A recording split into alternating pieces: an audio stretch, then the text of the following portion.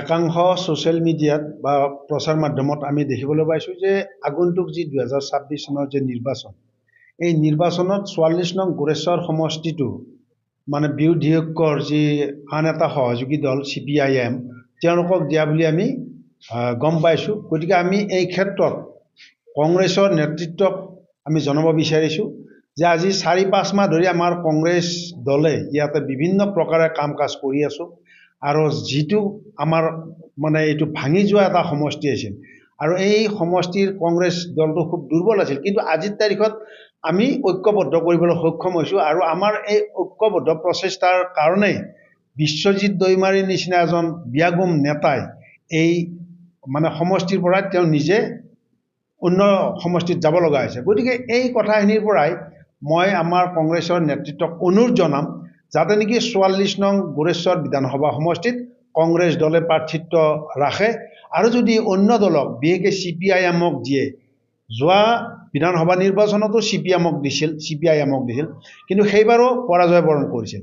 গতিকে পূৰ্বৰ অভিজ্ঞতাৰ পৰাই আৰু তেওঁলোকৰ আজিৰ তাৰিখত দলীয় কৰ্মী কমিছে, বঢ়া নাই।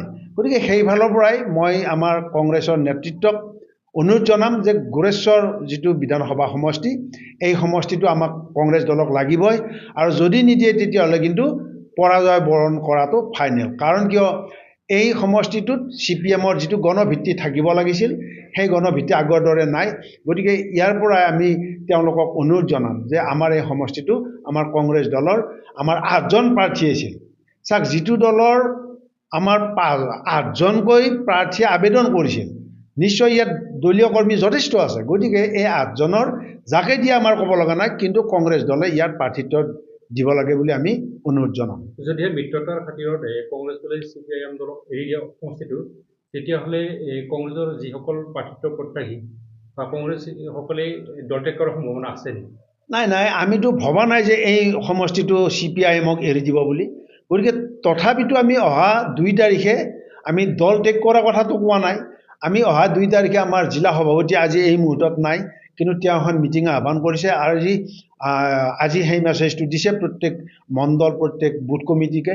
গতিকে আমাৰ 2 তাৰিখত এই গোটেই কথাবিলাক চালি জাৰি চাম আৰু আমি আজি বিভিন্ন ধৰণে আমাৰ প্ৰদেশ কংগ্ৰেছৰ শীৰ্ষ নেতৃত্বক এই বিষয়টো জনাইছোঁ আৰু আজিও আমি আশাবাদী যে এই সমষ্টিটো কোনো কাৰণতে অন্য দলক এৰি নিদিয়ে, এই সমষ্টি কংগ্ৰেছ দলে প্ৰাৰ্থিত্ব দিব।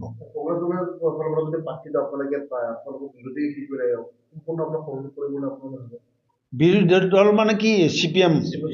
নাই, যিহেতু যিহেতু আমাৰ বিৰোধী ঐক্য গঠন হৈছে, নিশ্চয় আমি আশাবাদী তেওঁলোকে আমাৰ লগত সহযোগ কৰিব। গতিকে এই ক্ষেত্ৰত আমাৰ দ্বিমত নাই।